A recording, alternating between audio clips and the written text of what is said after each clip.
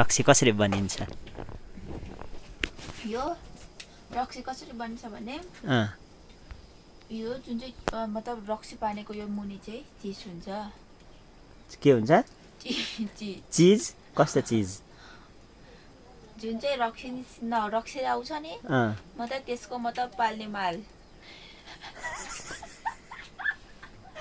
जुन चिजको रक्सी बनाउनु छ, जुन चिजको वाइन बनाउनु छ, त्यो चिज त्यहाँ लगाएको हुन्छ मर्चासँग। ए जुन चिजको रक्सी बनाउनु पर्ने छ त्यो चाहिँ यहाँ मर्चासँग के त्यसलाई पनि लगाउनुभन्दा अगाडि प्रोसेस भन न, छिपाउनु पर्छ के कसो? मतलब रक्सी पार्नेको चिज पहिला मर्चा लाउनु पर्छ, छिपाउनु पर्छ, त्यो पनि अमिलो भएर रक्सी बनाउनु पर्छ। त्यो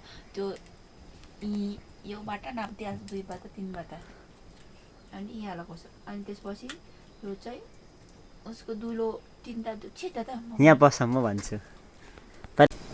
यो चाहिँ नेपालीमा रक्सी भन्छ, जस्तो इङ्ग्लिसमा वाइन हैन, वाइन जस्तो वाइन बनाएको हो, जसमा यो 3टा चेम्बर छ। यो 3टा चेम्बरमा यो चेम्बरमा कुन चिजको रक्सी बनाउनु पर्ने हो त्यो चिज लगाएको छ। यो चेम्बरमा कुन चिजको रक्सी बनाउनु पर्ने हो त्यो चिज लगाएको हुन्छ र त्यसलाई पनि यसमा लगाउनुभन्दा पहिला प्रोसेस हुन्छ हैन। त्यसलाई कुवाउनु पर्छ, त्यसमा मर्चा भन्ने एउटा प्लान्टबाट बनाएको हुन्छ, त्यो प्लान्टबाट बनाएको चिज चाहिँ लगाउनु पर्छ। अनि त्यो अलिक कुएर अमिलो परेको हुन्छ, सावर टेस्ट हुन्छ, त्यहाँदेखि यसमा लाउँछ हैन। अनि यसमा लगाएपछि यो चेम्बर, यो भाँडाको, यो माटोको भाँडा हो, यो माटोको भाँडाको मुनिपट्टि 3टा दुलो हुन्छ, त्यसबाट यो तातेर त्यो बाफ यहाँ माथि आउँछ।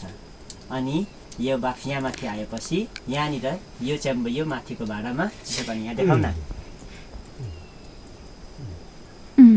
यो चिसो पानी लगाएको हुन्छ। हौ त्यो बाफ चाहिँ आएर यो भाँडाको मुनिपट्टि ठोकिँदाखेरि, चिसोमा ठोकिँदाखेरि त्यो बाफ फेरि पानी बनिन्छ। त्यो पानी बनेपछि फर्केर झर्छ, यो जस्तै वाटर साइकल जस्तो फर्केर झरेपछि यहाँ यो भाँडाभित्र फेरि अर्को एउटा सानो भाँडा राखिन्छ, जसमा चाहिँ त्यो फर्केर आएर ठोकेर झरेको पानी त्यसमा झर्छ। त्यही पानी चाहिँ रक्सी हो, वाइन हो। यसरी पनि भन्नुपर्छ त।